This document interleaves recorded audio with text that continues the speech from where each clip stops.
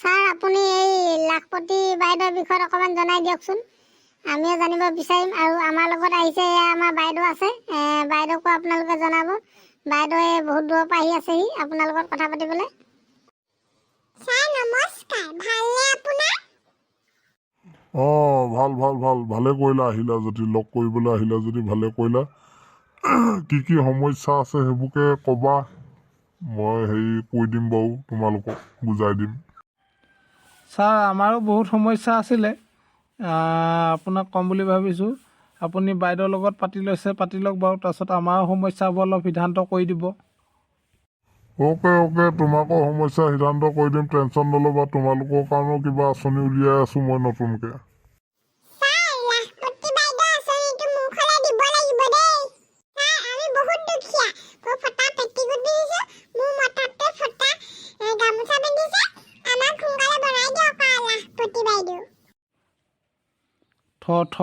একো ফটা পেটিকোট পিন্ধা নাই তই, মতাটো একো ফটা গামোচা পিন্ধা নাই।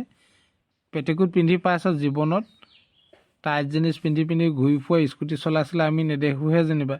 সেয়াওতো মামাই দিয়া স্কুটিয়ে পালি, আকৌ লাখপতি হ'ব লাগে। আমি একোডালৈকে পোৱা নাই, আমাক দেখা নাই। তাইকহে আগে লাগে। হ'ব বাবা, হ'ব। কি কথা উলিয়াইছে তোমালোকে? পেটিকোটৰ পৰা কি পাইছাগে তোমালোকে মই আঁচনিবোৰ বিষয়ে তোমালোকক ক'বলৈ বিচাৰিছোঁ, ভালদৰে খুলি ক'ম বুলি ভাবিছোঁ। তোমালোকে গোটেইখন ফটা পেটিকোটৰ পৰা, ফটা গামোচাৰ পৰা, আৰু কি হৈছে তোমাৰ টাইট জিনিছৰ পৰা, স্কুটিৰ পৰা কি উলিয়াইছাগে। মেইন বিষয়টো হ'ল আমাৰ লাখপতি বাইদেউ, আমি মানুহবোৰ কেনেকৈ বনাই আছোঁ। তোমালোকে সেইটো কথাটো আগে শুনি লোৱা। তোমালোকেও লাখপতি হ'ব লাগিব, তেতিয়াহে তোমালোকে গম পাবা। তোমালোকে যদি এইটো কথাটোত গুৰুত্ব নিদিয়া, তোমালোকে এই ফটা পেটিকোট, ফটা গামোচাত যদি মাথা মাৰি থাকা, তেতিয়া কেনেকৈ হ'বগৈ। তোমালোকে লাখপতি হ'বলৈ হ'লে মোৰ কথাটো ভালছে ধ্যান দি শুনিব লাগিব। ছাৰ সোনকালে এইটোকে জনাওক, লাখপতি হোৱাটো কথাকে জনাওক। আমাৰ ৰাইজেও জানিব বিচাৰিছে। আপোনালোকে আমাৰ ষ্টুডিঅ'ত আমাৰ বহি আছে ছাৰসকল, আপোনালোকক সকলোৱে চাই আছে ৰাইজে। আপুনি লাখপতি কেনেকৈ হয় আৰু কেনেকৈ সোনকালে হ'ব পাৰি সেইটো বুজাই দিয়কচোন সোনকালে ছাৰ। পোষ্টাৰখনলৈ চোৱা, লাখপতি বাইদেউৰ ফৰ্ম ফিল আপ কেনেকৈ কৰিব পাৰি। প্ৰথম কথা হ'ল ফৰ্ম ফিল আপটো আগে কৰি ল'ব লাগিব, তাৰপাছতহে তোমালোক লাখপতি হ'ব পাৰিবা সকলোৱে।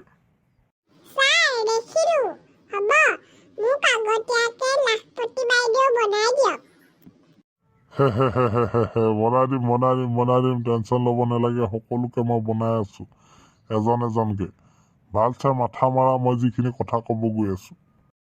তোমালোকক সেই গছপুলি ৰুওঁতে যে 200 টকাটো দিছিলোঁ, সেই 200 টকাটো তোমালোকে কৰিব লাগিব, কাৰোবাক সুতলৈ ধাৰলৈ দিব লাগিব, যাতে সেই পইচাটো ঘূৰাই দিওঁতে তোমালোকৰ 200 টকাটো গৈ পিনি তোমালোকৰ যাতে 600 টকা হৈ তোমালোকৰ হাতলৈ আহে। ছাৰ মাইকী সোপাকহে আপুনি গছপুলি ৰুবলৈ দিলে, আমাকতো মতা সোপাক গছপুলি ৰুবলৈ নিদিলে আপুনি। এতিয়া আমি কি কৰিম? আমি এতিয়া সেই 200 টকাটো ক'ৰ পৰা দিম? চুলাই খাবলৈ পইচা নাইকিয়া হৈছে, আকৌ আপুনি সেই 200 টকাটোৰ কথা কৈছে ধাৰলৈ দিয়া কথা। নোক'বা, আমিহে ধাৰলৈ ল'বলগীয়া হৈছে। তুমি টেনশ্যন নল'বা, সেই 200 টকাটো মই কিবা এটা সুবিধা কৰি আছোঁ নহয় তোমালোকলৈ।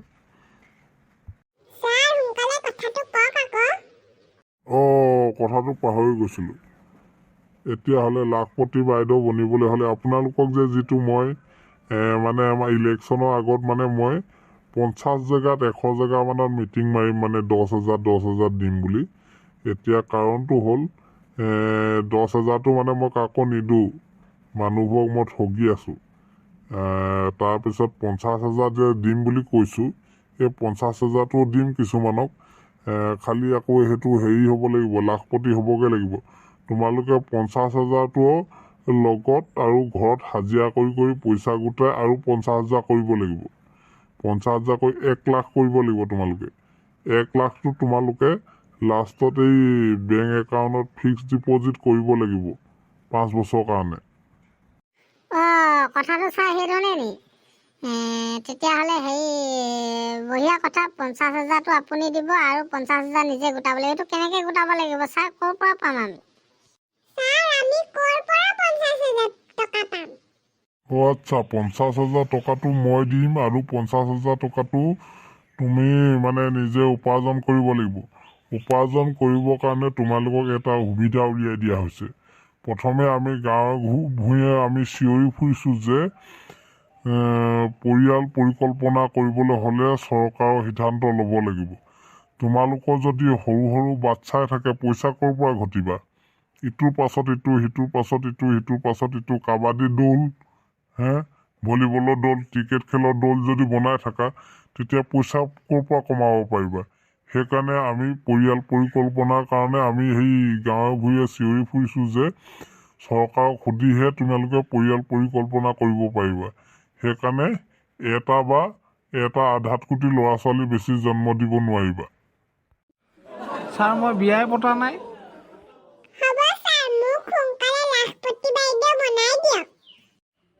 তই কিবা অকলে লাখপতি হ'ব বিচাৰি আছ যে আমি কি নহ'ম ছাৰ আমি মতা সোপাই কেনেকৈ লাখপতি হ'ম ছাৰ সেইটো কথা কওক। আমি টকা পিনৰ পৰা পতি হ'ব নোৱাৰিলে একো আপত্তি নাই। এজনী যদি আনিব পাৰোঁ সেয়াওতো মাইকীজনী ভাগৰ পতি হ'ম। সেইটোকো হ'লেও ছাৰ আমাক কিবা এটা সুবিধা কৰি দিয়ক। তুমি আকৌ এষাৰ কি কথা ক'লা? এতিয়া কথাটো তোমালোকে লাখপতি হোৱা কথাটো বুজি পাইছানে নাই? লাখপতি হ'বলৈ হ'লে মানে বহুত হেৰি লাগিব। এই ফৰ্মখন যে ফিল আপ কৰোঁতে তাত সম্পূৰ্ণকৈ লিখিব লাগিব তুমি কি খাই ভাল পোৱা, তোমাৰ আগতে কেইটা বয়ফ্ৰেণ্ড আছিলে, তুমি আগলৈ আকৌ নতুন বয়ফ্ৰেণ্ড বনাবা নি, আগৰ পুৰণা মতাটো এই নতুন মতা ল'বা নি, এনেকুৱা ধৰণৰ। আৰু এই মতা সোপায়ো কৰিব লাগিব, ল'ৰা সোপাই কি কয় মাইকী মানুহজনী আকৌ বেলেগে বিয়া পাতিবা নি, বেলেগ এজনী আগৰজনী এৰি, নে আগতে গাৰ্লফ্ৰেণ্ড কিমান আছিলে যে আকৌ নতুন গাৰ্লফ্ৰেণ্ড পটোৱাৰ সম্ভাৱনা আছে নি, নে বোৱাৰী পটোৱাৰ সম্ভাৱনা আছে, এইটো বিষয়ত সম্পূৰ্ণ লিখিব লাগিব।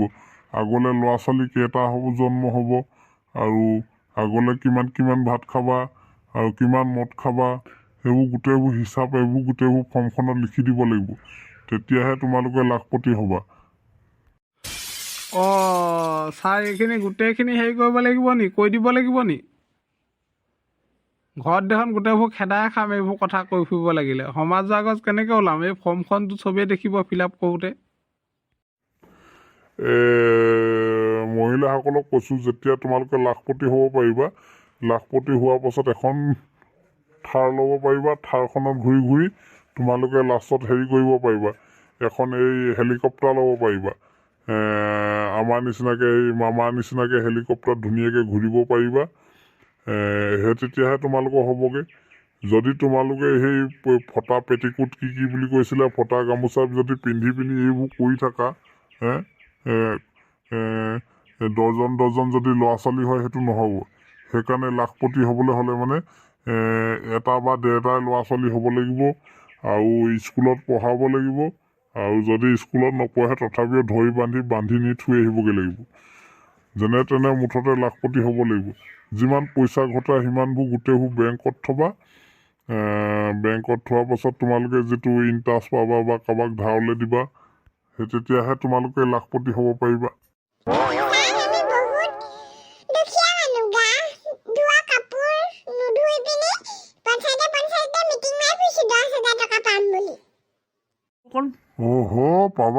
পাবা টেনচন ল'ব নালাগে। মই দিয়া আইডিয়াবোৰ ধৰণে কৰিবা।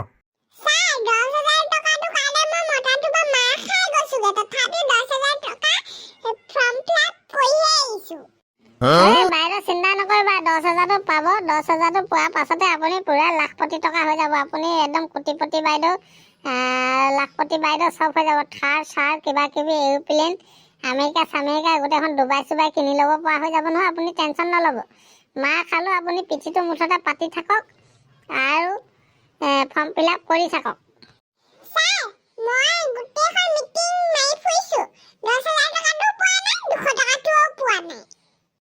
সেই পাবা 200 টকাটো তোমাৰ খেলি মেলি হৈ আছে চাগে। আধাৰ কাৰ্ড চাধাৰ কাৰ্ডবোৰ ভালকৈ চেকিং কৰিবা, তেতিয়াহে পাবা। একাউণ্টটো আপডেট কৰিবা, চেকিং কৰিবা, পাই যাবা। সেই তুমি হেৰি কৰিবা, আৰু কেইখনমান মিটিং মাৰি দিবা ইলেকশ্যনলৈকে। তুমি পূৰা লাখপতি হোৱাটো খাটাং। আৰু তোমালোকে টেনশ্যন নল'বা, এই মিটিঙলৈ যদি মাতে মিটিঙলৈ আহি থাকিবা।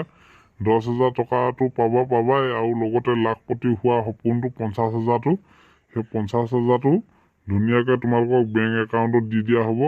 একদম ডাইৰেক্ট তোমালোকে লাখপতি হ'বা। আৰু ডাইৰেক্ট মতাটোৱে যিদিনা মাৰিব তুমি ডাইৰেক্ট কৈ দিবা যে মই যিদিনা লাখপতি হৈ থৰখন ল'ম, সেই থৰখনত তুমি সেই চকাটো ছাঁটোতো উঠিবলৈ নাপাবা। ভিতৰত বাদ দিয়া, চকাটো যিটো ছাঁটো পৰিব সেই ছাঁটোতো নাপাবা। এই কথাটো মানুহজনক কৈ দিবা। ছাৰ বঢ়িয়া বঢ়িয়া কথা শিকাইছে আমাক আমাৰ লাখপতি বাইদেউসকলে শুনি বহুত সন্তুষ্ট পাইছে। আপোনাক বহুত বহুত ধন্যবাদ। আজিলৈ ইমানতে সামৰিছোঁ। আৰু নেক্সটটো খণ্ডত আকৌ আপোনালোকক নেক্সটটো পাৰ্টত লাখপতি বাইদেউ হোৱাৰ পাছত কিটো হৈছে আৰু কোনে কোনে নাই হোৱা সেইটো বিষয়ে জনাম। আপোনালোকক সকলোকে আজিলৈ বাই বাই।